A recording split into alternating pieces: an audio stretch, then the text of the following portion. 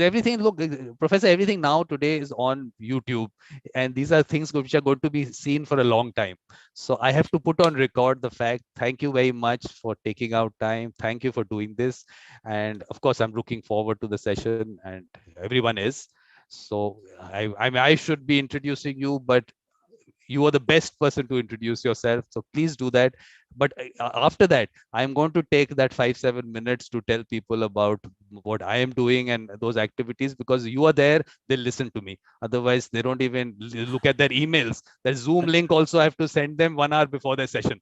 So because of you, they listen to me. So please, Professor, please tell them about yourself, and then give me some 5 minutes to tell them about myself, and then yeah. Thank you all, and thank you, Mr. Vikram Singh, for inviting me. I have folks been in the field for close to 20 years now. I'm the managing director, the Judge Danny Weinstein managing director for the Straus Institute here in Pepperdine University Caruso School of Law, based in Malibu, California. But I have traveled the world. I've been to 42 countries now, have done mediations in about a dozen of those countries. My primary practice is based in California, but I grew up, I'm very proud that I grew up in India, spent half of my life there, more than half of my life, and I'm privileged to have had at least dualistic background in my cultural upbringing, if not multi background. And I am a proud believer in peacemaking. I'm a proud believer. One more word I'll say in my introduction, maybe a couple of more. My grandfather died fighting for India's freedom. He was on the same party where Mohanchand Karamchand Gandhi belonged, and they both belonged to the non-violent movement. So what we are discussing today is in my blood. I believe in mediation, and it's given to me through genetics, it's given to me through my mind, it's given to through my education. Last thing I'll say, the best part of my life has been my teaching. I have trained more than, and some estimate, 3,000 to 4,000 students around the world in advanced mediation techniques, and they're the best teachers to me because they come back to me, talk to me, tell me how things are going in their countries, their cultures, and it's just a privilege to belong to this profession. Last thing I'll say, I congratulate Mr. Vikram on this amazing plethora of guests that he has put together from so many countries, 40 plus countries, and 93 plus guests, I believe, is where we are. And I had a chance to see many of them, and I'll comment about my learnings from not all of the guests I can't, but some of the guests I've learned. And I just thank you for creating this free resource. Let me underline the word one more time, free resource for the world of mediators and dispute resolution community.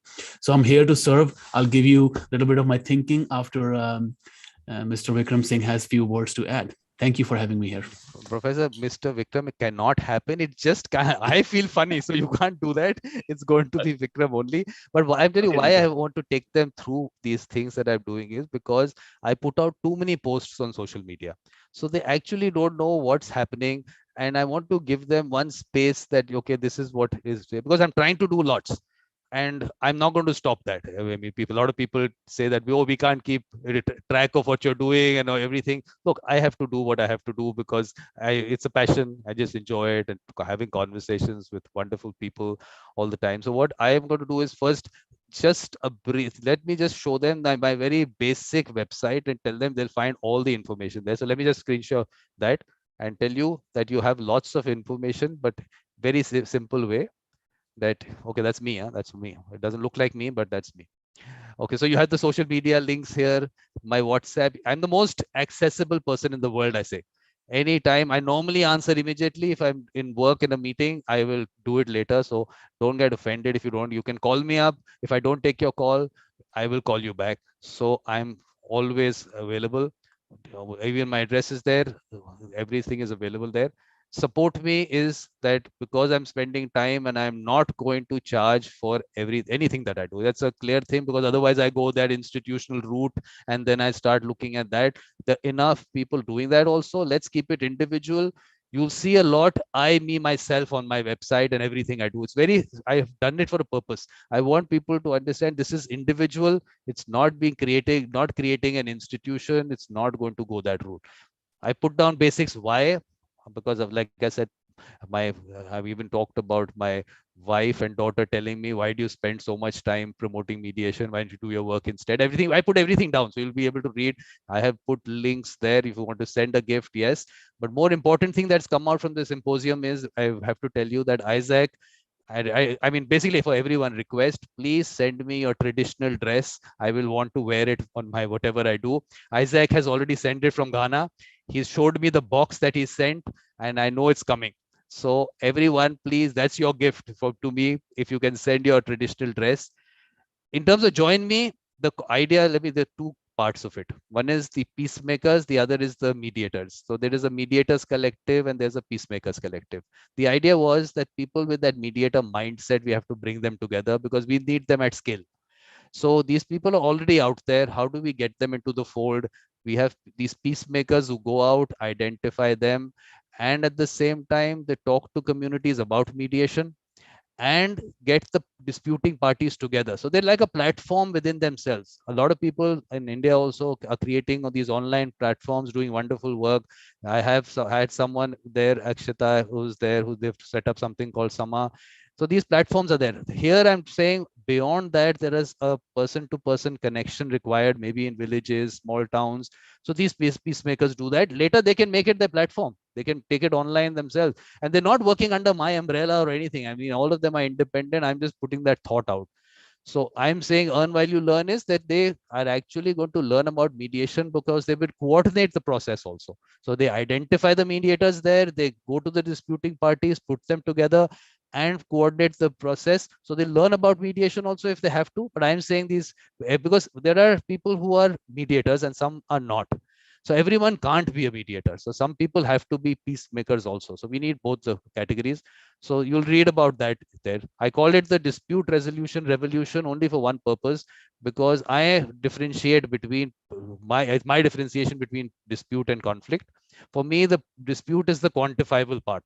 If we can show people mediation works by a certain quantifiable aspect, then those larger things of resolving disputes and conflicts and all that will happen.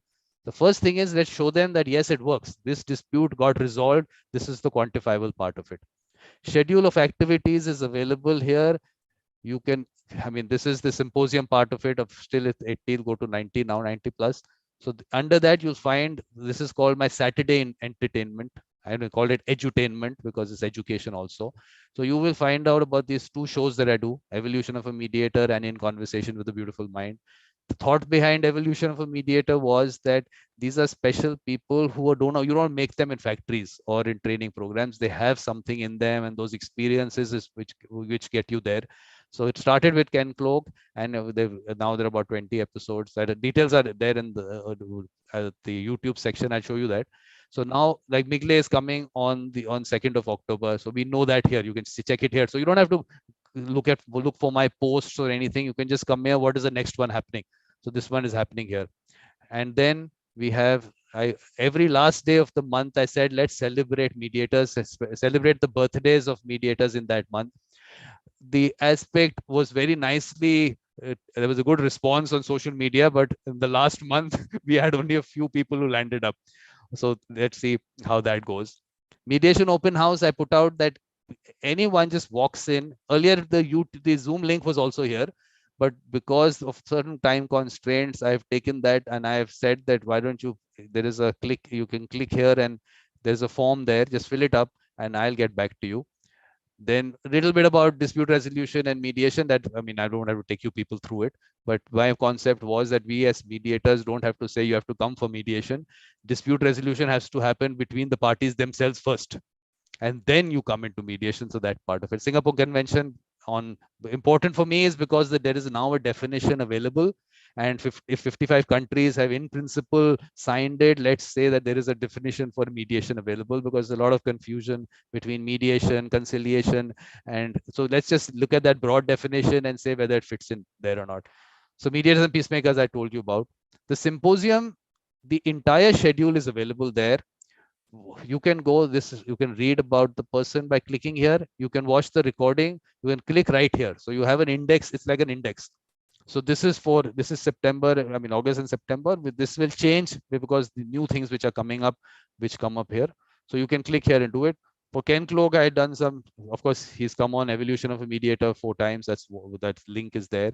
But I've also, based on what he has said about the role of mediators in social problem solving, I did a little small session on that, so that is also available. You can watch the recording here. The idea was that let's discuss that how mediators can play a role and what are the issues that come up. For me, the biggest issue comes up is, do they have enough work? Is their stomach full? Okay, if they fill their stomach, we can ask for the larger role. So the YouTube channel is important because there's an index to all the videos that go out there. So Evolution of a Mediator, you have each of those episodes. You just click here, watch the recording, and there's, I mean, enough of them here. So then after that, there is a section on the In Conversation with the Beautiful Mind. So then again, you just click here and that's it. So simple. I've tried to make it simple. That's exactly what the website is all about. Nothing more about me. You don't need to know too much about me. That's the best. So let me now show you just a little bit about what's coming up. Look, I've got your attention. That's the important part, which I don't get otherwise. So let me just take you through that. What's coming up? First of all, let's thank Rafael for putting this out. Amazing poster that he's made. They just come up. It'll take a second maybe. Come on. Yes, amazing poster. I mean, I was real creativity, taking from the original Woodstock poster and doing this. Lovely. Then what is coming up? Migle's conversation is coming up on the 2nd of October. So that's under In Conversation with a Beautiful Mind. Then what I'm doing is starting a lecture series, because let's put out this resource, like the professor said, free resource available, best in the world. We put those lectures out. So that starts on 6th. So that's the first. Then there is this Will Work for Food. I don't know whether you people are watching. Professor was one of their webinars, doing excellent work. So that team is coming up on the 9th. So that'll be, I mean, you can read about them. I'll put that information up. Then we have a lecture by Mr. Panchu, a second lecture in the series. Third, then on the 9th of October, Rafael comes in Conversation with a Beautiful Mind. And then Ken Cloke comes in again for the lecture 3. And then I'm starting a new series called Talking Books, because some of us don't read them. Like me, I don't read books. So why not talk to people, the authors, about their books and discuss that?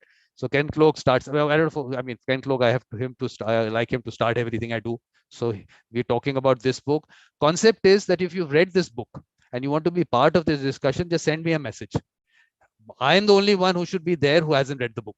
Everyone else, and I'll call people. It's not that everyone who writes can come in. I'll call you, but just send me a message saying you want to be part of it. Then the second book that we're doing is with Michael Lang. So that's on 23rd. So again, the same thing. If you want, Andrea O'Neill from Ireland is part of it. She's part of the group that Michael Lang has. So anyone, this is basically, that's it. I've got my 5 minutes of fame. Professor, thank you very much for giving me this.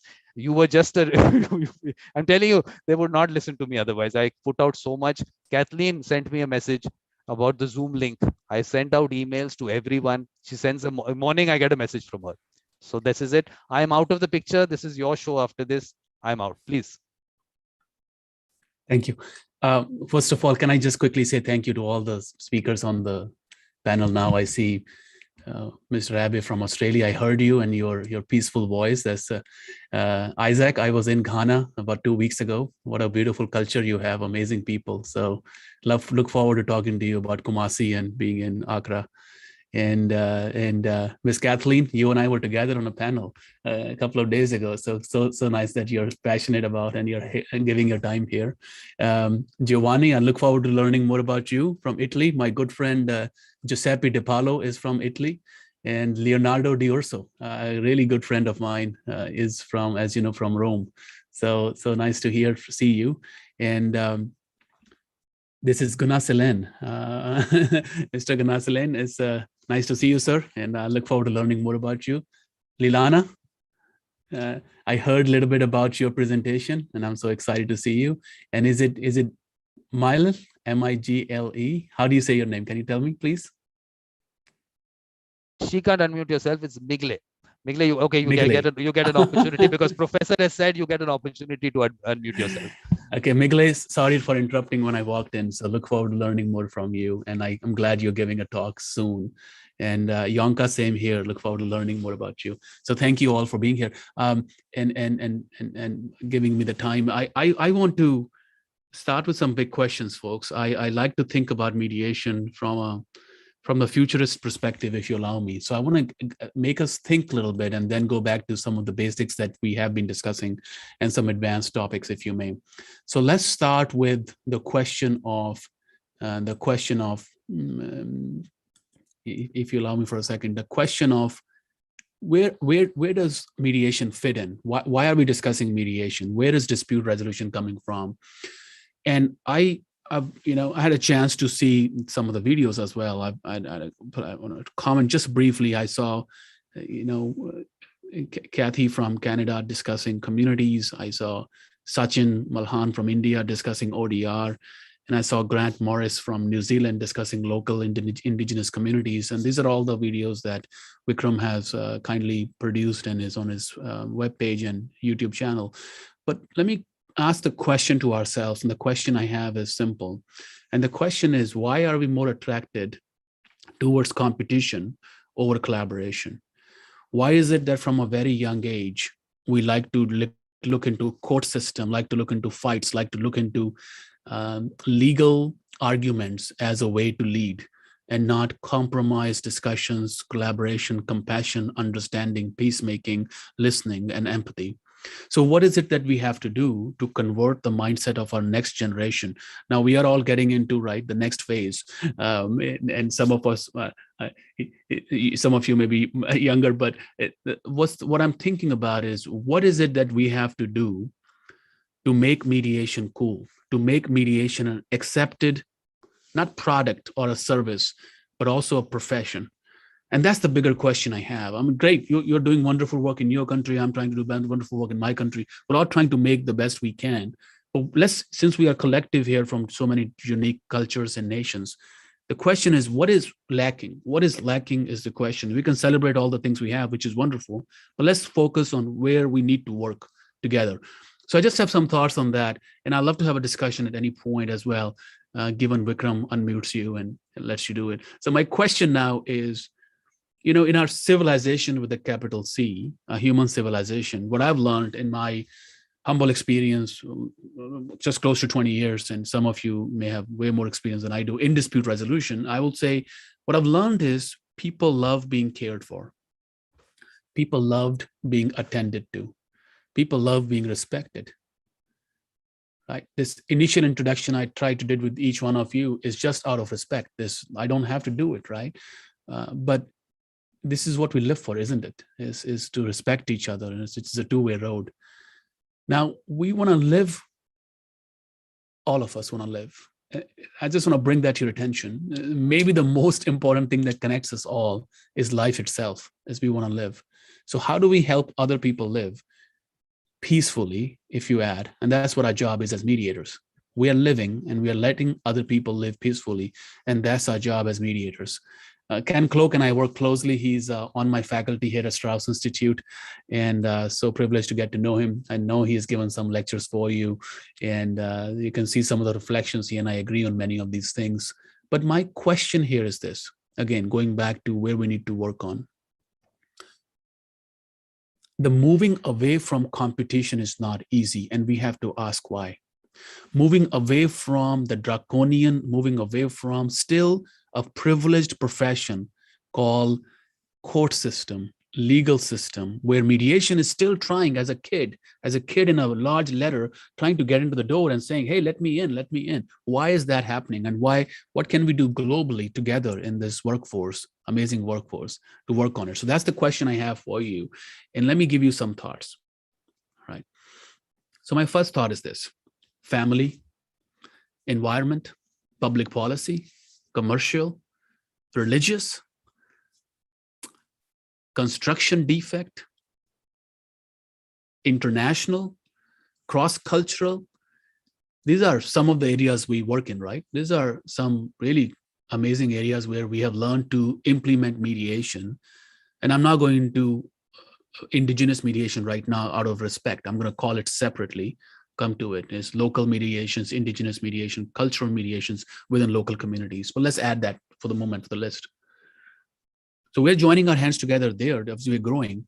The question is, what can we do together to put that on the forefront of younger population when they go into schools, not just law schools, where still it's impossible. Not even all the law schools have mediation as a core course, which is surprising and saddening in some instances. But how about business schools?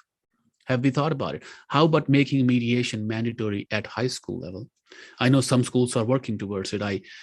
Catherine and I just gave a talk to youth in India about peer mediation, and we were discussing concepts into how peer mediation can be an effective source. Wonderful work done by Ms. Gupta and others, Mr. Jan, but it's learning from that sense. So here's my next question. What is the status of mediation in your legal system? I see you're from Ghana. I see you're from Italy. I see you're from India, for example. Let me ask again, what's the status of mediation in your legal system? And now a lot of progress has been made. For example, in India, we all know there are court-connected mediation is coming up. The High Court of Delhi, Supreme Court of India are actively pursuing implementation of mediation in the societal needs. In US has done a lot, as you know. Italy is doing amazing work. My friend, Leonardo Di Urso has been telling me how his company ADR World has done some of the work in Italy for many years. So I have students in France, Brazil, you name it, been to Peru. Jimena Bustamante, a good friend of mine, tells me how she's working in Latin America as well. For example, Fernando working in Mexico, telling me how mediation is getting implemented there. And then, of course, you had Andrew Lee from Australia, grew up in China, a good friend of mine, who's telling us how he's struggling or struggled with mediation in China because arbitration is really progressing in China, but mediation is coming up slowly. The question again is, why is arbitration bigger and mediation is secondary, and what can we do, right? So you know the answer to it in many ways. My simple answer will be, we have to bring mediation as a respectful profession, whatever it takes. And I think part of what it takes is to start with younger generation, to start inculcating mediation as a profession that is not only needed, it is also cool. It is also something that people should look up to as a role model. It should not only be a lawyer and a judge in a movie that people should look into. So somehow we have to change the game from a younger age for people to see what mediation can do and will be able to do. And together we can make it happen, because one person cannot do it. Individually in our cultures, we can hopefully do it. So the next question I have is, how many lay people know what mediation is? How many times you have to explain to people, okay, I'm a mediator. Now let me explain what I do. Oh, I'm not a judge. No, I work outside court. Oh, well, I'm a peacemaker. And the question then I have is, what's lacking there? I mean, with all due respect, all the amazing Vikram has done, all the amazing work Vikram has been doing. I just want you to go to his YouTube channel that I spent 2 hours this morning. I want you to see the clicks, the views on all the videos he has posted in the last 36 hours to 48 hours, which is a lot, by the way. He posts a lot of videos. But if you go back and see what's happening, a song gets posted and gets 10 million views. Let me say it again. A song gets posted in Ghana or in India or in Italy, gets 10 million views. An amazing interview with one of you gets posted on YouTube, and we got 5 views, 3 views. So we got to pause for a second and think what's going on here, right? I mean, of course, we can't compete with the entertainment industry. I'm not saying we should. So what's lacking? I'm asking you to think. What's lacking? Where is the miscommunication? Why is it that Vikram has to give his introduction this morning, instead of we are not reading his emails? What's going on is the question. And I think partly is this. Partly is going back to the first thing. We have to make mediation a needed commodity. And let me change the word, a wanted commodity. How do we make it a wanted commodity that everybody wants it? The moment we make that switch in people's psychology, collectively, cross-culturally, globally, watch the magic happens. So I'm working with some psychologists, neuroscientists here locally in LA. I have a doctor friend who's a neuroscientist. In fact, one of my friends is also a chiropractor, retired chief medical officer. And we put together a small group here. And we're discussing this exact question. What happens in people's psychology? Why is it that it's taking us time to convince people that there's something like mediation that exists? Why they still want to fight and go to court? So those are the questions that I'm struggling with. And of course, my last question that I want to tell you that I'm struggling with. Well, let me end this thought first of all. Last point here. Are we still getting paid the same as attorneys? Are we still getting paid the same as some judges, senior judges? Do we have the respect of being same as a respect? I think some of our work is more important and difficult, more importantly, difficult, more meaningful, right, than judiciary. Now, I know judiciary does amazing work, and due respect, I worked with Justice Lohati, one of the Chief Justices of India. I worked with Judge Danny Weinstein, one of the retired judges here in the US, and Judge Alex Williams and others. And I have all due respect, and there are some amazing, all three happen to be men. I highly regard them. But the question I have is this: what is it that we're not getting paid that much? What is it that we have to create free resources, right? That's the question I have. Okay, so let me ask you now, let me move on from there and give you some thinking that I have. I don't want to just pose questions and not give you ideas. So it is my thinking. How do we lift our profession up? How do we make it cool? How do we make it accessible? How do I make my child, my daughter, look up to me and say, Dad, I want to be a mediator? Not lawyer, not law school, but mediator. And that's the zeal I have for mediation. I can see many of you, that's the reason you're sitting here and listening and working together. And here is my simple things. And my travels through all the countries I've been and work that Vikram is doing and collective all the wisdom together is leading me to think about this, that we have always been part of a system, but we have been ignored. This is not new. You can hear our friend from New Zealand telling you mediation has existed in New Zealand in one shape, way, or form for many years. Mediation is not new to India. The people on this panel can tell you. And I'm no one to explain to you, but peacemaking was made cool by Gandhi. MLK took over and he quoted Gandhi and he started making peacemaking cool. And then suddenly it's not cool anymore. Why? What is it that we have to do to bring back that element of coolness to peacemaking? And seriously, that attractiveness. It's always been part of our system, but ignored. So how do we make it shine? And here's my simple thing. 3 thoughts. Number 1, we have to work to make it more towards a profession. Yes, Singapore Mediation Convention helps, but no, when I was in Ghana 3 weeks ago, when I asked how many of you have heard about Singapore Convention, I got 2 hands out of people, about 40, 45 people. So yes, it's going to help us. It's a long-term process. We all know it. It's been recognized and signed by many nations, but it's a long-term process. The questions I have is, how about the local mediations, right? How about mediation within my community, locally in a village in India or in Malibu, California? It doesn't have to do anything with Singapore Convention, but it helps. Anything helps. So my next question is, what can we do to make it a profession? Now that's a larger question. I'm going to leave it to you, but think about it. Should there be licensure? I'm not saying there should be. I'm just asking those questions. Should there be more awareness? Should there be more education? Education like what we are part of right now, giving our time, all of us, right?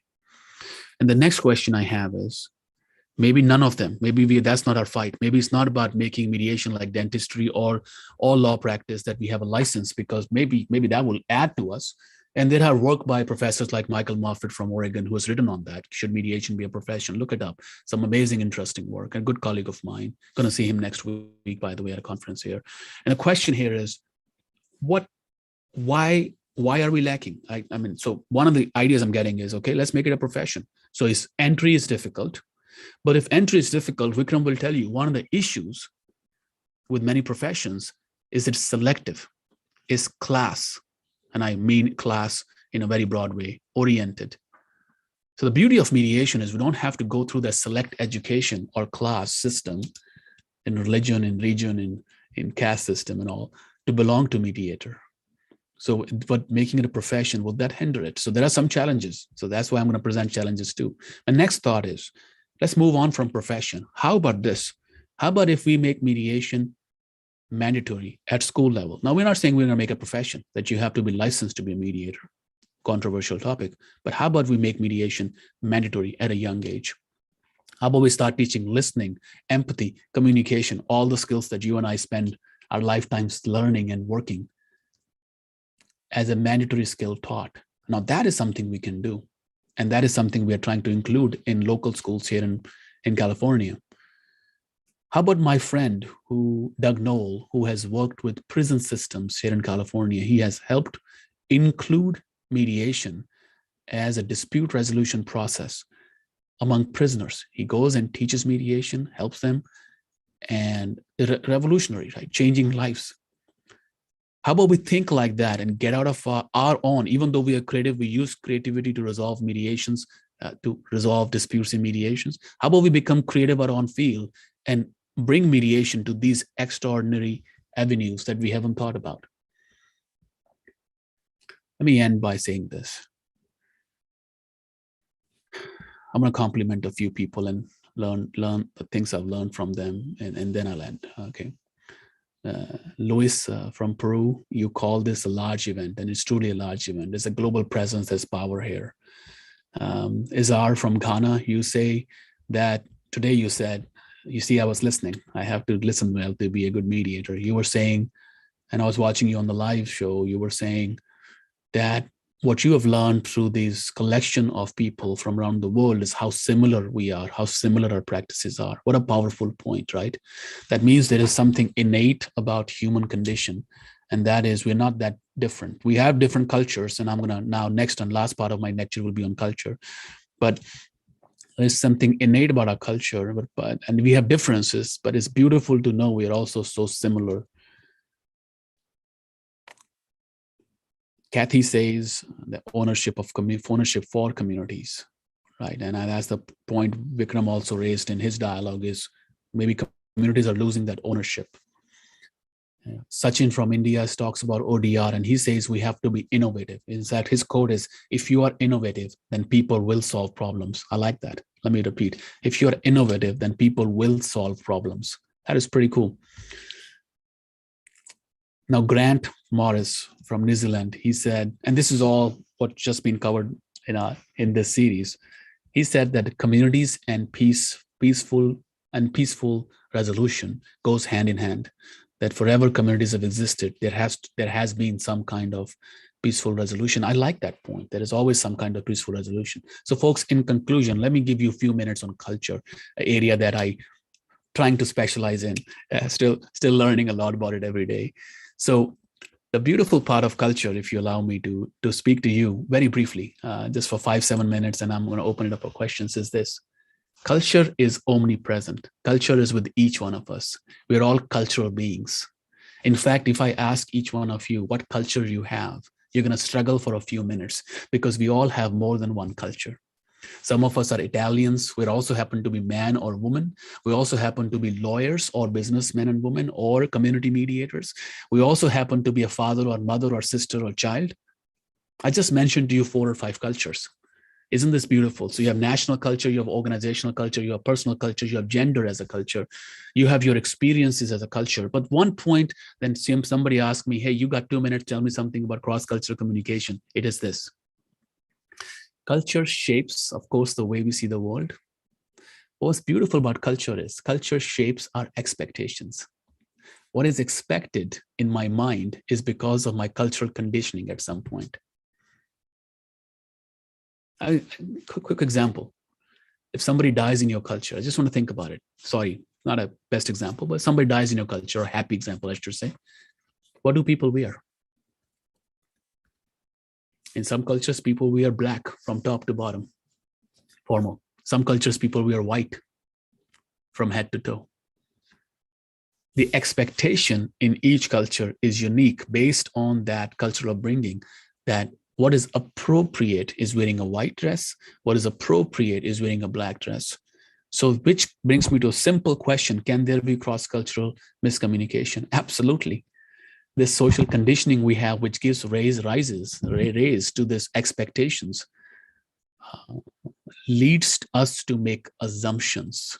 And the assumptions are, I know my world, this is who I am. And if this is the assumption we have, we are in a good spot. We're in good hands. Let me repeat. I know who I am, and I know what I'm good at. If that's the assumption, I am great. We are all good. Let me keep reading. I know who I am, and I know what I'm good at. It doesn't stop there, my friends. It goes on. I know who I am, and I know what I'm good at, and I know who you are, and I know why you are wrong. If you see the divide in our, not just in US, but around the world right now, social divide, It doesn't start, I know who I am, which is great. I mean, I hope people know who they are.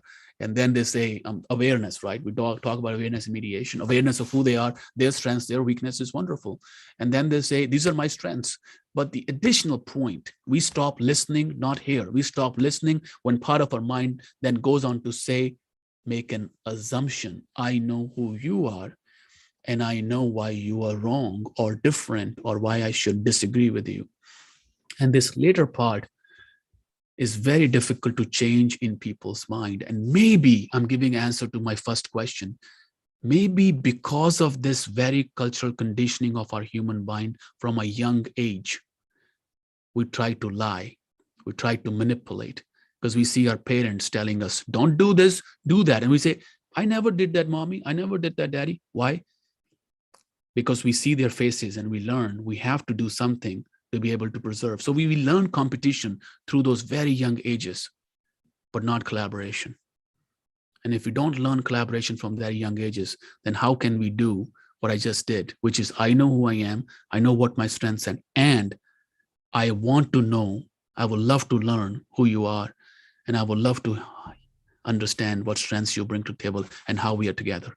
And that switch between but and, that switch between I know who you are versus I don't know who you are, is the switch we are discussing in mediation, isn't it? It's the switch we're trying to bring to the human mind. So this is where I'm struggling with. I mean, why conflicts around the world, cross-cultural conflicts, have not resolved so far? It's a big question for us, right? So you got unmuted. You guys, you'll just 1 second. You got muted. Yes, you'll have to ask that. Thank you. Sorry about that. Got clicked. And so the question I was asking is, what? I mean, the real question is, what is, how do we make that switch in our minds, in the minds of young? How do we motivate people? Because, you know, I believe in motivation, folks. Motivation is huge. Someone wise said, the moment you know someone's motivation, what motivates them, you can resolve any conflict. And I want to believe in that. And I believe that human motivation needs to be understood as to why we are failing to make million views on these talks when a song comes out. Could be as great as could be, or could be nothing and still gets a million views. And what's the motivation there in human sense? How can we make this the most accessible thing, or the most looking forward thing, or cool thing, how you want to frame it? So let me go back and conclude. So I was discussing culture with you folks, and I was discussing how cross-cultural situation we have the word assumption above expectation. And assumptions are problems because assumptions has innate complacency in it, overconfidence. Assumption by the very fact means I know. Humility, on the other hand, or curiosity, on the other hand, is I don't know, I want to learn. And that's the thing that we have to work with. Do we all know why mediation is not being 100% implemented? What do we think our assumptions are? Just applying it internally, and then let's work together creatively to change those. So in my experience with cross-cultural mediations, cross-cultural work, the joy that I have faced, my friends, has been the following. I have learned by being in Rio de Janeiro that I can speak to Portuguese-speaking men and women without learning a word of Portuguese, as some of you mentioned today early on, through body language, through respect, through being caring, and just saying a very gesture coming from the East, hello or namaste, right? It works. It's just beautiful. People understand you. People like to read you. I have learned from my friend in Adi from Romania, or Leonardo from Italy, that you have to be careful with humor across cultures. That doesn't translate well. That some cultures take history very seriously, their past very seriously. Maybe that's one reason we look at MENA region, or we look at the Middle East, and we say, I see why it's not going to be easy still, maybe for decades to come, if not centuries, to resolve some of the conflicts that somehow we should have. So I leave you with last question. If we are so good, if we are so amazing in our dispute resolution profession, if we have figured everything about mediation, including all the things we teach, listening, empathy, summarizing, asking good questions, not taking a role, being a facilitator, let's not be a judge, be impartial, train our minds, bring hope to the room, everything you think about. If we brought all of that, including 20 techniques on how to break an impasse, right? That we in America love. By the way, we reached 82 now. We have 82 techniques how to break impasse. Yeah. If we have done it all, then why do we have conflict? At conflict that has sustained for centuries. And I'm calling this out to my younger friends who are listening or will listen in future. That is, please struggle. It's almost like an enigma, a dilemma that people like Einstein faced. Do not give up. We have to find a solution. There is a solution. And my mind is struggling. It will struggle till I get close to finding something, a way, not a solution. Because together, I think we can find different ways. And maybe together, if we combine those ways, we can find a solution. So in all humbleness, all I've done is, folks, learned, and the beautiful part of culture is getting out of your culture zone, comfort zone. So I hope you get to come to India to see Vikram at some point, or you come to California to see me. And I would love to host you here at Pepperdine University. I will say a word about my amazing people who I live with. I live in a Christian community, in a Church of Christ community. And it's a beautiful community that has embraced me, even though I'm a Sikh, clearly a Sikh person, Sikh member of faith. And I feel so welcomed. And I feel so amazing. We were recently on an interfaith panel with a Muslim law professor, with a Jewish faith law professor, with a Christian law professor, and myself. And we were discussing, all of us, what it means to us to have an intercultural, interfaith dialogue, or what do we appreciate about each other's faiths, and these kind of questions. That was beautiful. I was like, it's something unique where I grew learning about the other, instead of just sitting in my home or going to my temple, going to my people, going to my identity, just my group, my language, my. That's easy. We all do that. The question is, when do we go to the other and learn and live by their standards and learn from them? And that's what I've learned. So I'm gonna take a quick pause here and see how, wherever anybody has a question or comment. But I like to speak less if I've learned more. It's actually better to speak less, because you tend to make less mistakes. And also, I don't know too much to speak for an hour. So I'll stop here. Thank you all for listening and for your kind patience. But I'll stop here. Professor, you can't be that modest. You can go on for hours. I also know that. So please don't even say that. And that is what the idea was, that you take as much time as you want. But I think this aspect that you've spoken about, the YouTube thing, is actually very true. This is such a closed community, the number of views that you see, and I see it across a lot of organizations which have been there for like 25 years in mediation, and I see the views. It's nothing. I mean, that needs to expand. How that has to happen, you have to also take me through that. Also, it has to work, because how I'm looking at it is, maybe the right messages are not going out. Maybe the user's message is not going out as to their experiences. Maybe that is one part that I'm now working on, to put that out. So that's going to be one aspect. Then the other thing is that there is so much wisdom that is there available, even in this symposium. But because maybe there are 2 hours, 1 hour, and everything, that gets lost. So I was just talking to everyone that please help me. Whatever you find is good, download the videos. It's free. You can download from YouTube. Make that clip, take out that clip, and let's put it out. Only that 1 minute, 2 minute, 5 minutes, whatever it might be, because very important things have been said, but they've been lost maybe in that 1 hour, and people might not get to it. So please help me. 93 people have spoken. 93 people can also work on this, and each one also works on one clip. We've got those nice 93 clips out there. So I think that's part of it. I think we need to do that. I think definitely. But what I will do is, first of all, Abe has a question. Says, some people feel empowered, vindicated through litigation. How can we make people feel as empowered through mediation? I love that. And let me comment on your point, Vikram, first, and then go to the question. And can you, Vikram, if you don't mind, put the question in chat so I can get it one more time? Thank you. Please. So the question first, before we go to this question, there's a point about why are we not reaching the big audience? So my question to you earlier, why is mediation not being still accepted as the big form? Why are we still struggling to teach our kids what mediation is? Forget about why you should or how to become a mediator. The question should be, hey, Dad, I want to go to learn how you are, or Mom, how you are. But so I have a some thoughts on it. Number one, what's more needed in today's time with all the distractions and all the work we all do is attention. Our attention is divided.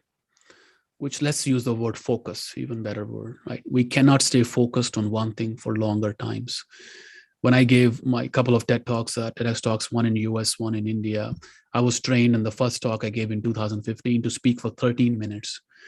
And you can see I'm trained on that because today I spoke for, right? I just don't want to talk too many minutes because the training gives to you is make your words count. It also tells you how to remain focused. Ask a question, try to engage audience with a question, try to answer the question the best you can, and that's it. The focus here we have to be is why mediation is not being introduced to larger audience. And I'll give you a simple idea. Because where are we discussing mediation? We're discussing mediation within mediation forums with other mediators. So we're all applauding each other. Great work, great work. But is that our struggle? Is that the audience we should be applauding? Or do we have people to reach to? Each one of us, including myself. So I get satisfaction out of teaching, training, and I'm starting another training tomorrow for 2 days straight. But it's beautiful. It's been amazing. It's changing people's lives. You see their eyes open and you see how they change. But this creativity, this idea of focusing, changing people's focus, how do we get attention of 20-year-old, 15-year-old, 12-year-old, 10-year-old? How do we get their focus? How do we get their attention? Because that's our future, right? How do we get their attention is the question we have to answer together. So one answer I will have is effective use of social media, dynamic use of social media. As I like what Vikram, what you said, putting out talks that are shorter in length, but it has to have something, a hook, why they click on it. So let's not stop there. Why would they click on it? It has to do something with them. So let's see where they are. As I usually say, be with people as to where they are. Many people have said it, right? Try to meet people as to where they are. So where are they in their mind? And we have to connect with them at that level. So maybe it is about what picture we post in addition to what video we post within that video. So I'm gonna go to see if there is a question. Some people feel empowered, vindicated through litigation. How do we make people free? Beautiful question. Wow. Folks, so I just am one of the people who can answer it, but I'm happy to see if others have thoughts on it as well. And really, I want to be a facilitator here now, or if permitted. But my point is this. Vindication comes from what? It comes from something within you, right? So here's the deal. Let me answer it in direct way and then directly. Let me make a statement. I do not like or I love this group of people. There's something really troubling about it, but there's something very easy about it. I want you to think about it. What's troubling is very obvious, that I have taken a partial stand, a biased stand, that I like this group or I don't like this group. And many of us have it, consciously, subconsciously, many of us have some of those standards. And mediation, as we all know, the beauty it is takes away us from those biases and makes us more universal, if you may. But let me go back. I love this group of people or I don't like this group of people. What is troubling is what I just said. What is beautiful or easy about it is the word I. I do not or I do. The moment I say I, that means it's internal, it's within me. Vindication is within a person, it's not outside of a person. And that's beautiful. It's difficult, it's unique, it's challenging, but it's also good because it's within a person. The moment is within, that means it's his or her choice. They may not realize it is their choice as we all work in mediation, but it is their choice. So a good person, facilitator, mediator, leader, talking to someone who feels like vindication can only come through litigation can walk them out and say, what does vindication mean to you? Well, I want him to say sorry to me in front of the entire courtroom. Okay, that's one way. Or I want him to be slapped by $50 million fine by this judge. Okay, that's one way. Or I want him to drag to litigation for 9 years. So the last one is difficult to accomplish through mediation unless you drag your mediation for 9 years. But the first two can be accomplished, right? You can say apology. We can figure out a way to apologize. We can see if he can apologize to you in a mediation, right? Or you want him to, accept the fact that there has to be some monetary damages. We can work on that. Mediation can. So I think vindication is personally defined by people who are in the conflict the moment they are. But I truly like the word I, that they want to be vindicated, which gives me power. That means it's internal. That means I can work with them. Let me conclude this point by saying you this. I like to say one thing, and let me say it slowly so we all get it. I'm not fearful of what other people think of who I am. I am worried of what I think they are. The only person, literally, folks, I can change in life is me, right? To begin with. And that's what most people will say. But here is the beauty of mediation. We all have learned that through the lens of persuasion, through the lens of compassion, through the lens of connection, through the lens of empathy, we can persuade other people to change, at least in that group dynamic, in that conflict dynamic. And that's a powerful tool that we have, isn't it? So I think you mediators know the answer to this question as well. I just wanted to lay out those some processes. Other questions? That's a very good question. For that, Professor, I think what you said about making mediation cool, I think that is where we have to work. I think that seems to be the route we have to take, because that is what the message, like you said, start with the children and let them take it up. And how do we do that? Because there is a question in the, I now put it in the chat for you. This is one: what has been your feedback from your students? Feedback about the obstacles they have faced in taking mediation, or for that matter, peace making forward. Love that. Love that. So I ran thank you for that, Vikram. Good question. I ran a youth summit through my colleague Aparna Gupta here and Straus Institute, associate director, and a couple of my other colleagues, Shafan Roberts with LA City Attorney's Office. So we ran a series with the collaboration with Western Justice Center here in LA on youth mediation. And we invited high schoolers, we invited junior, middle schoolers to come, and mostly they were high schoolers. And I'll tell you all, we were blown away. We were surprised. They shocked us. The understanding they had about mediation as a concept, the questions they had. I mean, I was just checking my own biases, right? As I'm going through, I'm giving them a lecture on mediation that I don't want to give you guys. I don't want to preach to the choir. And I'm going through what is mediation, impartiality, and everything. And they asked me questions and said, "Oh yeah, we understand that. How about this approach of mediation?"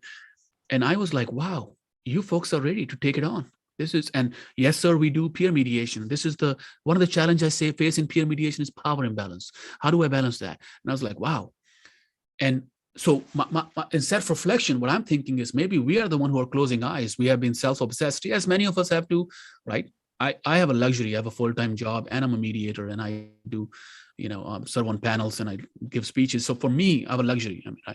But maybe we are stuck with our image of what mediation is, partly because of the limitation that we have to grow our own practice or help ourselves individually instead of collectively. So that's a very good. So I think it is already cool in their mind. They need to now talk to each other. Messenger has to be them, not us. We should not be so self-centered or prominent in our mind that we are the only ones, 40, 50, 60, 70-year-olds who can teach youth how to mediate or what mediation is. I think maybe the best teachers they have is themselves to each other's. Last point I'll make, years ago, I was in New York attending ABA conference, American Bar Association's dispute resolution conference, wonderful conference, by the way, yearly organized. And I remember there was an organization that came from schools titled EARS, EARS, and it was run by a local school district. And these were the students who come and talked about mediation, their experience with mediation. And I remember people crying in that room of the experiences these mostly minority students, this school has a lot of minority students, shared about learnings from mediations, what they have learned. And then as recent as last November, when we did the youth summit, that I learned. So maybe the question I'll reframe is not how we make mediation cool.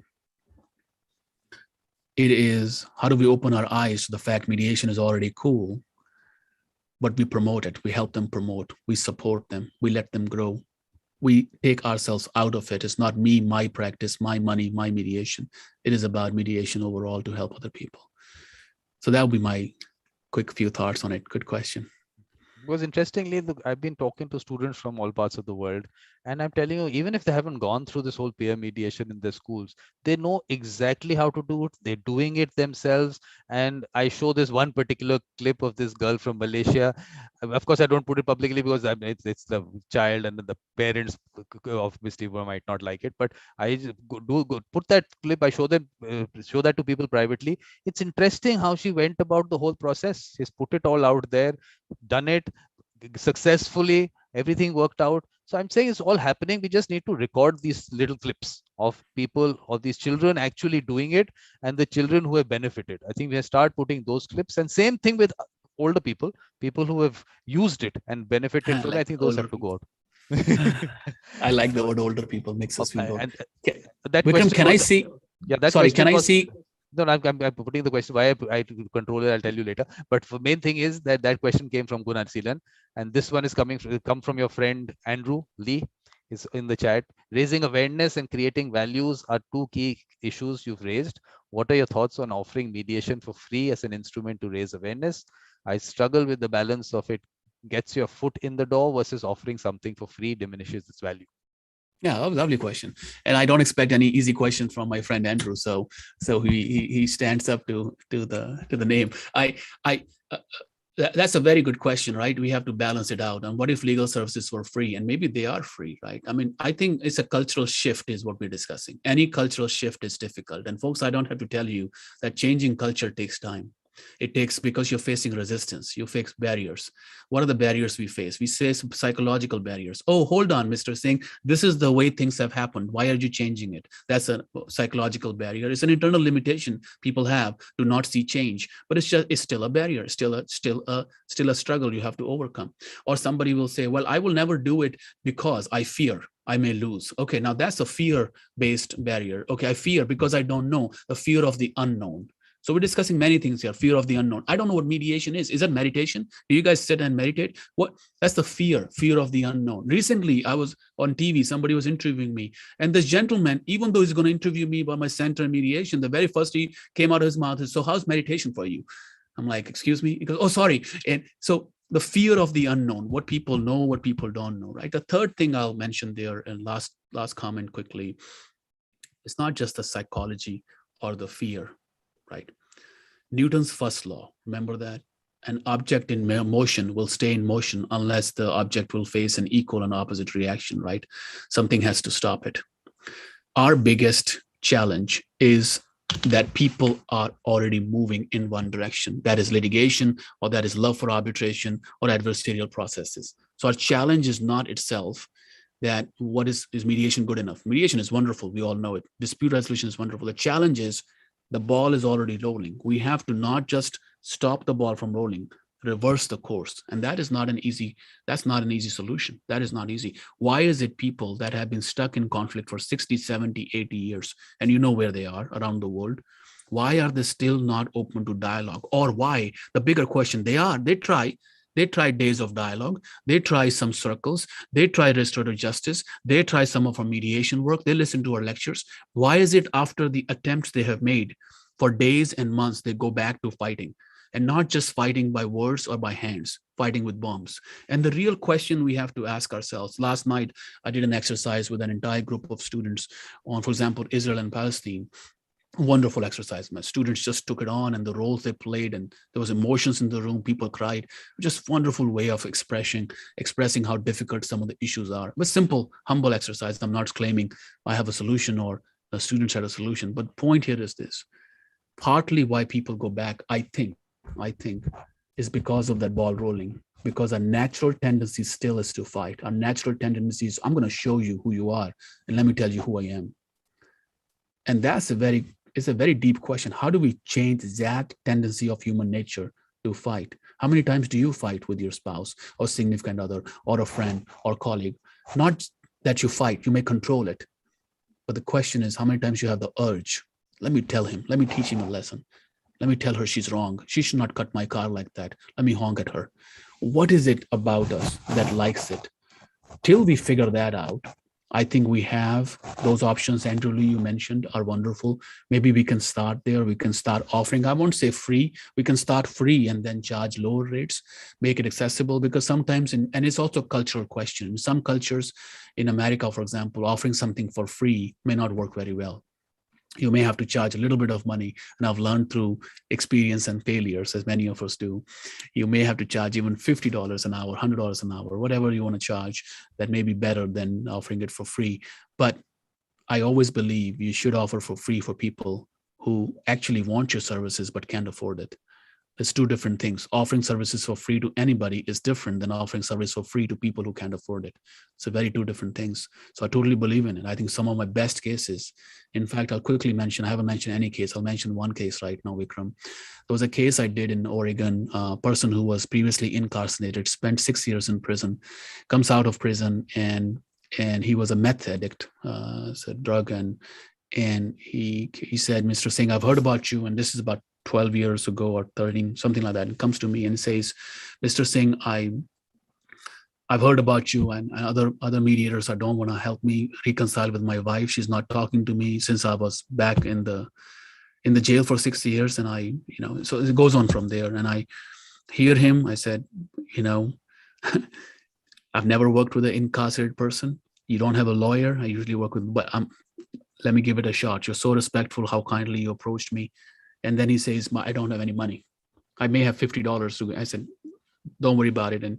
But let's start. Let's see where we can go. I spent an entire day, a little bit of next day, at least 12 hours, maybe 13, 14 hours, right? In the US, you can calculate how much money you can make as commercial mediators with that much time. One of my best days.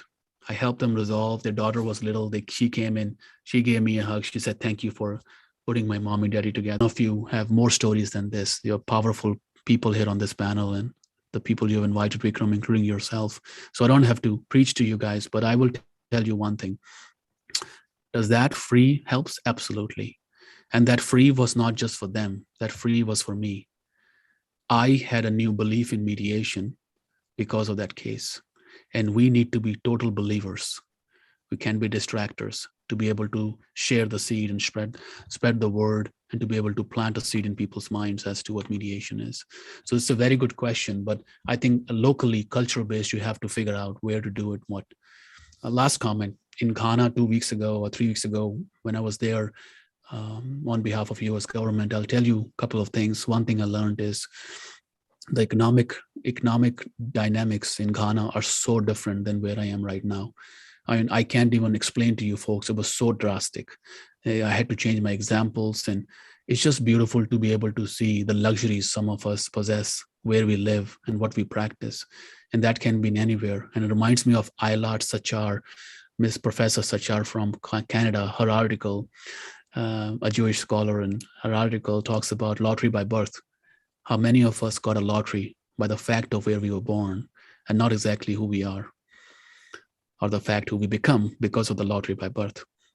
So I'll stop here. It's a good question. I don't know if I gave a direct answer, or I want to give a direct answer, but Andrew and I have had discussions in the past. I look forward to future discussions. Good question. Other questions, Vikram? But first, I mean, let me also just make a little comment on that. What's worked for me is I don't tell them it's free. I tell them that whatever value you receive from it, you can pay that, but there's no commitment. And imagine they're very fair, because finally, if you help them settle something, the value that they've received, only they know. And they have a certain value in their mind which they want to give you, and they're happy giving it. So I think that way, definitely a foot in the door has to happen, but not by don't say free. It's going to be something that you can pay what you get for. But one question I have from you is, because after all these discussions, one thing is that colonization and its effect on collaborative dispute resolution seems to be something which is coming out. So how have you looked at this? Lovely question. And in fact, one quick comment on the previous comment you made and to answer this question.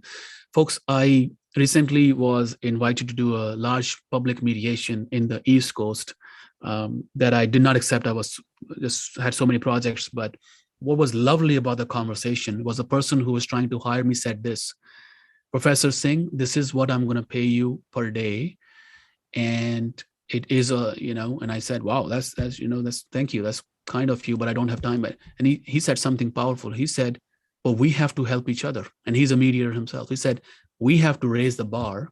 We have to tell attorneys and judges why mediators need, not demand, need and deserve that salary. So again, it's cross-cultural, but within US, we're still fighting, right? Many mediators, many of my good friends, Judge Danny and others, have made it to such an amazing mark that they don't have to ever negotiate for salary. But the question is, why is it that we're still discussing salary, even though mediation is centuries old? So that's something to think about, right? Why do people think This has to be free. Why don't people think litigation should be free? Why do we have to be free? So I want to just present the other picture. Do not offer something for free because you're building your career. You deserve a salary because what you're putting in is a very important thing. Just a hard-based comment.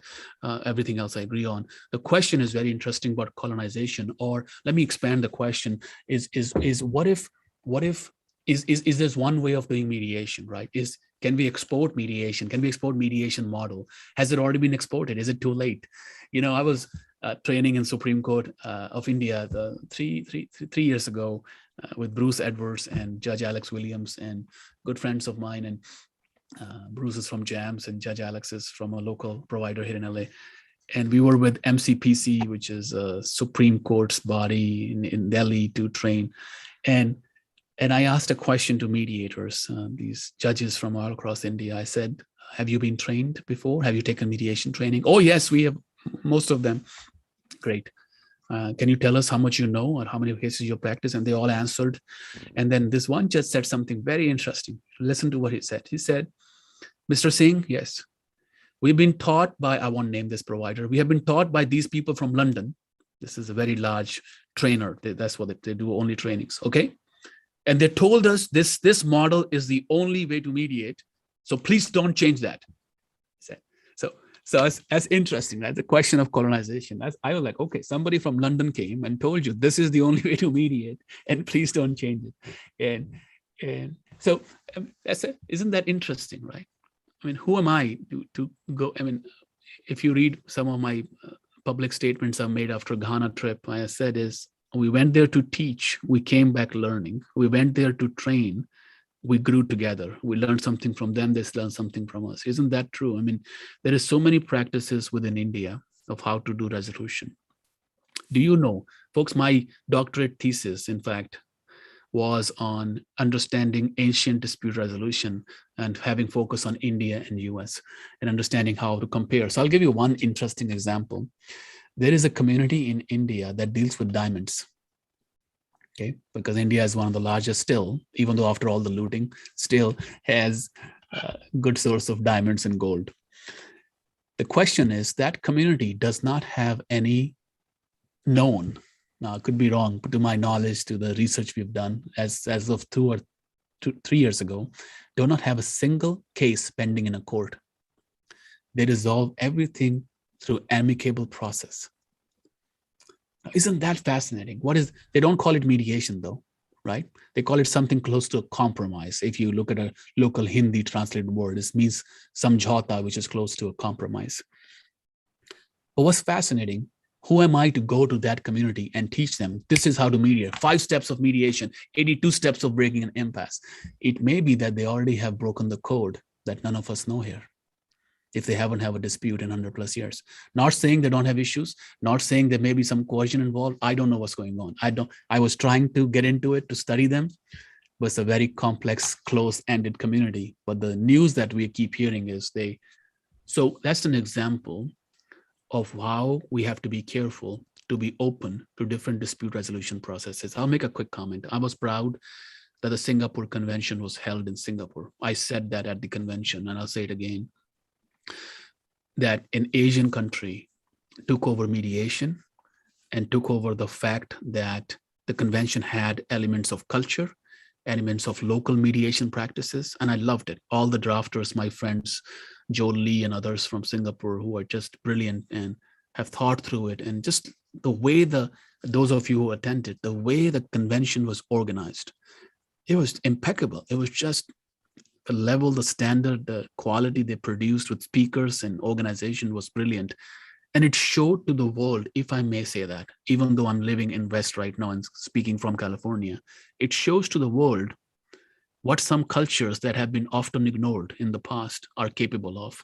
And maybe those cultures have more diversity than we can even dream of, and have more talent and resources that not just we can dream of, we can learn from. So if Professor Joe Lee writes ancient ways or Asian ways of resolving conflict resolution, I was the first one to read the article. I'm sure others did too. But because I was so happy that these are coming out from East and West. So long answer, the wisdom of mediation that I have learned around the world is beautiful, is unique. I'll end with this quick story. I was involved with a terrific barrister out of New Zealand, Philip Green, served on the president of local mediation association, arbitration association in New Zealand, went to his house in Wellington, lived with him. And he took me to a local community. He was helping mediate a dispute. And he took me to a local community and he told me, Sukhsimran, I want you to connect with them. I said, sure, Philip, I'll do my best. He said, nope, you're going to learn this greeting. I'll learn the whole greeting. Don't ask me now, I forgot. It's been many years. And I said, what else, Philip? He said, I want you to connect with them by showing them respect. So, Philip, how do I do it? You need to touch your nose to their nose, your forehead to their forehead. I said, I've never done this. He said, I know, but I want you to do it. So I did it. And to a couple of attorneys from the other side, negotiation attorneys, they call themselves. We had a wonderful day, 2 days rather, learned a lot, came out of that negotiation/mediation, learning so much about local cultural practices in that region of New Zealand than anybody could. And I walked away with a sense of peace that I don't have to be a traveler to go and teach what mediation is. I can just go there and listen and learn. There are some beautiful ways that people resolve conflict and connect, including touching a nose to the other party, that in the West, it will not happen. I can tell you that. So good questions, folks. I'm taking too much everyone's time, so I'm being mindful. They are here for that. They want your time. That's what they want. But actually, interesting thing that came out from Grant from Morris's session, that he talks about the Maoris, and they have a word, because saving face and that kind of thing. They have a word called man. The one what we use, man samman. Imagine Yes, the Maoris and us using the same word for it. I was amazed at that. So that was, but also, I mean, if you get time, please watch what James is doing in Kenya. And he's trying to strengthen the traditional system there and bringing in what we call so-called modern. Now, with that, of course, you have to throw light on that aspect that people have said, like David Shimoni is saying that hybrid model, get a traditional mediator and a modern mediator. But aspect of modern, can you please tell us about what understanding of modern mediation is? And are we getting that wrong, or is there something that we need to develop on that? Explain that to me, what you mean by it. The people have been using the word modern mediation. I mean, what do you understand from modern mediation, or is that a very limited understanding? Do we need to expand that concept? What is it like?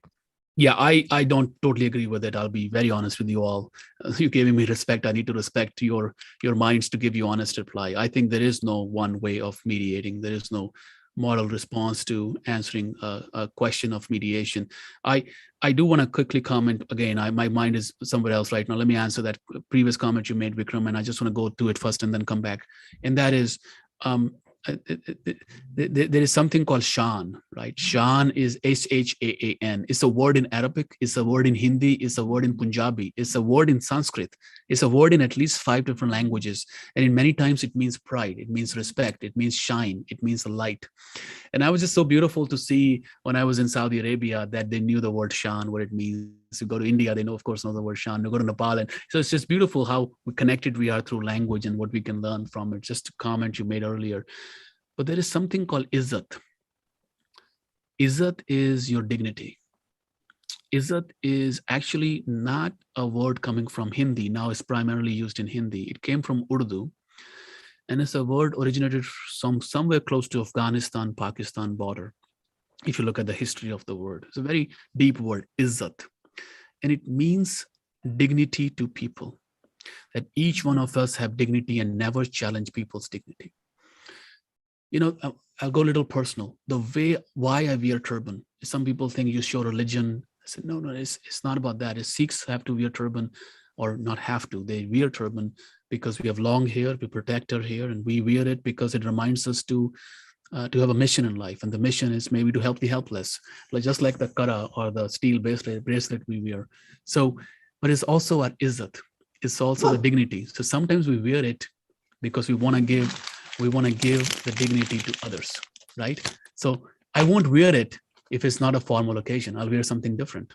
So it's the dignity to others, it's izzat to others. So isn't that beautiful? I think mediation in some ways is giving that dignity. And we have to see, to give that izzat to mediation, to give that dignity, we have to accept that there are different ways of mediating, that people have carved their own ways of negotiating through cultures, through conflicts, and that we are no one to be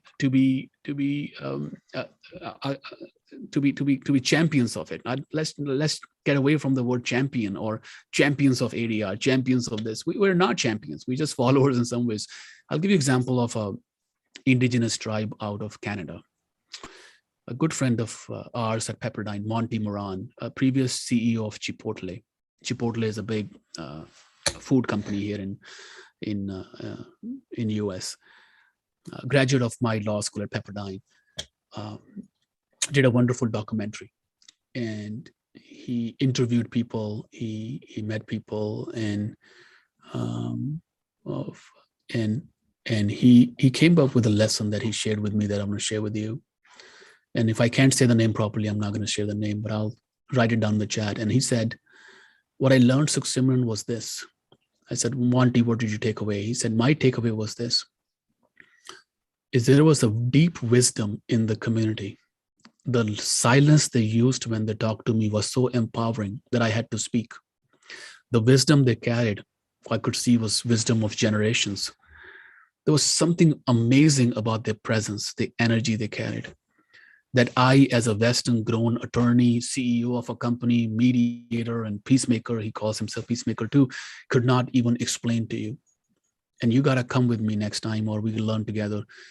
And I was like, "Monty, wow, this is amazing." And Monty travels by his own plane and everything. And I was like, so he could go to regional spots that many of us can't go by commercial flights. And I said, "Wow, that's powerful." So he said, "That's why I made those documentaries. I invested my own money and put those shows together to share to the world what I learned from these people."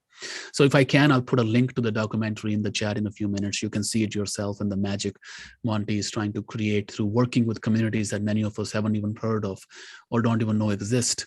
They're so small in stature or size or economy.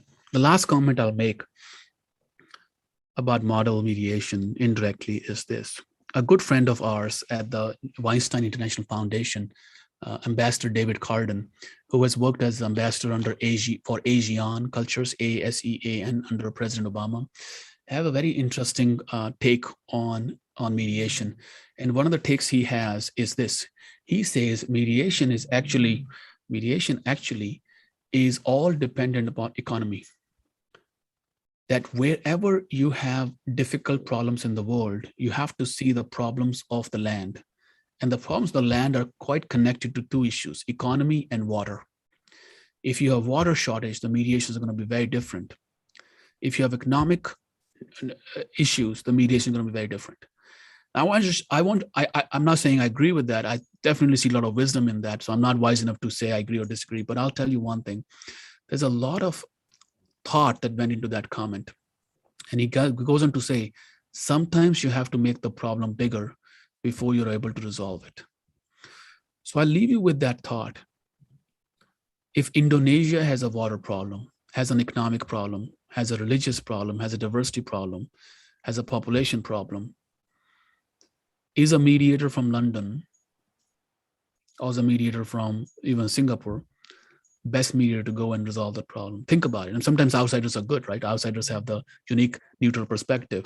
But at times, that's the question I have to leave you with. So I don't believe in one model. I don't believe there is one way of doing things. I believe there is something beautiful, present, strong, critical about how people have created systems to do it. Last comment. There are some regional models where power is manipulated, where unfortunately men control a lot of power. And I studied, for example, Khap Panchayats in India. And some of the systems have been done very well. And some of these leaders in villages are great. They listen to everybody and then they resolve. They call it mediation. It's more like arbitration. But there are cases in which some of the times the systems that are used are rudimentary and old. And it's more like keeping power to themselves than sharing power, which is unique. So there are issues which regional mediation models come up with. I think one beautiful thing about Western mediation model, if you may, is one, that we believe in party autonomy. we believe in facilitation and not judging, and we believe in listening and creating empathy. I think those are really beautiful tenets that people like Mary Parker Follett started way back many years ago, way before Getting to Yes was published. So I'll stop here on that large comment.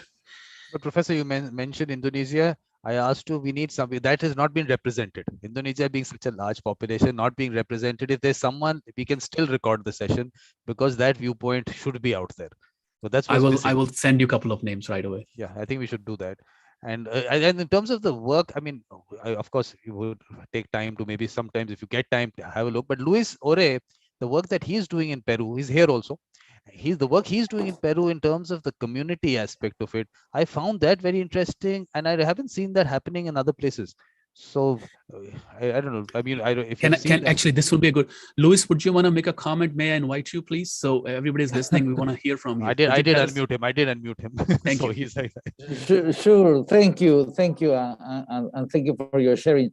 The kind of work I do is stakeholder engagement, facilitating big dialogue processes, or multi-party or multi-stakeholder mediation between indigenous groups, local communities, and extractive industry. So if you want to have a big project, mining project or infrastructural project, you will come to a rural area probably, or a local community, and potentially have not only positive impacts, but negative impacts. So how can you address those concerns and go deep under the line, as you may say at Pepperdine with the Straus Institute, to understand the interests, needs, concerns, fears, hopes and aspirations of local communities. And so how can you integrate economic and environmental and social interests? So that's kind of the work that we do here. So, Professor, you unmuted. You have to. Yeah. Thank you for sharing that, Luis. Thank you. I mean, okay. Let me comment on one thing Vikram is trying to do. He's asking for papers, right? I saw a couple of places he's asking for papers. I would love to read something that Luis you put together, even if it's 5 pages, to see some of the work you're doing. And I love to read other people's contributions to the field. Love the way how Vikram presented it. He said you don't have to follow any format, and he said somewhere it has to be as unique as you are. Isn't that very mediation alike, right? We learn from our mediations. People have to be unique and who they are. And I thought that was brilliant, and I love that idea. And so anyway, so here, that's just my Luis. I would love to learn something or have a conversation with you. No, he was on that show, that In Conversation with the Beautiful Mind. So he's given us a full presentation. I'll send you the link also. But of course, I would prefer that you go to the website and click from there. At least someone should go there and use the index that I've put out there. So that'll be nice. And of course, look, I would not want to. I mean, in terms, I know your time constraints, so definitely I'm not going to push you. But it's very nice of you to come in. And everyone here definitely it was always, I mean, just your name, the fact that you are going to be talking, it's a big thing. And I just feel that there's so much to learn from you. So we will definitely, I'm going to be asking you to come in for other things that are doing, that lecture series, talking books. You are going to be part of all that. So it's not that you came in here and you wait for the next Woodstock. No, you're going to be part of the other things that we do. Yeah. Can I say, I want to end with something, folks. Vikram, you're doing thank you for all. And I know many of you have said that today, and I know you're getting overpowered with that. Thank you, but thank you for doing what you're doing. This is truly a lot of work, and we know it. Organization is one of the most difficult things to do in life. Folks, I'll share one thing personal about myself that I haven't said yet in closing. So I mentioned about my grandfather being a peacemaker and died fighting for India. My father served as president of several universities, teacher, law professor, mediator, never charged for money, but did some many amazing mediations for our communities. Amazing mother. So I grew up in a very kind family. But I'll tell you one thing, I've struggled a lot in life. And one thing I've learned in life is when you meet a person, let's say I have a book here. Okay, what book do I have? I have Cultures and Organizations, right? I say a book here, Software of the Mind. Whenever you read a person, get to know a person, get to know different chapters of their life. Because sometimes you meet them at the last chapter or the penultimate chapter, or how's this book? All the Shahs, man. So it's not about where you are. in the conversation. It's about where they have been. So I'll share one little chapter of my life that I haven't shared ever before, and I'll share with you. And the chapter has to do with stuttering in my life. I stuttered very heavily throughout my law school in my previous age, to a point where somebody said, get out of law school. You don't deserve to be here. You can't speak. You can't say a sentence without stuttering. Or in India, they call it stammering at times. And it closed you, right? It's very, very difficult. And having traveled the world, now that you can speak whatever I can and connecting with people, I see the blessing of speaking, just simple speaking, because it was not with me. I couldn't speak. So it's been a blessing now just to speak, just to be able to express myself. If I take away mediation from you, you will see the benefit, the blessing of mediation. What I'm trying to say is this. We all have these unique qualities, blessings in our lives. Some of us, for example, just the fact we all can speak is a blessing. Breathe is a blessing. But also the fact that we are in mediation. So with that blessing, let's count those blessings. Let's keep working together. And I hope I was able to contribute something to your minds and beautiful hearts. And my apologies profusely if I didn't. I'll do a better job next time. But I appreciate, Vikram, for all you're doing. Thank you for bringing us all together around the world in this cross-cultural, amazing environment. And, may you succeed, keep succeeding in your life. Thank you. Thank you very much, Professor. And I keep telling people that what I am doing, I put this out single-handedly only to tell them that they can do it. And I want this to go out. I mean, I want people to, again, I was using that word, don't duplicate, you'll do better than what I'm doing. But please do this further. Don't say this is a Mediator Vikram umbrella we are all working under. Please don't do that. Duplicate, take it forward. And there's so many people to connect. Imagine how many people you're connecting, so many people. There's so many people to connect in this world.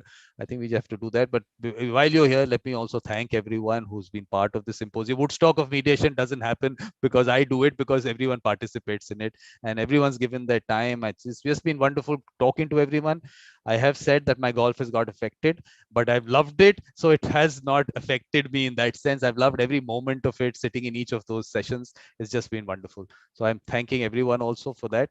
And thank you, Professor. And we are definitely going to be seeing you. If everyone, please, I just unmute everyone.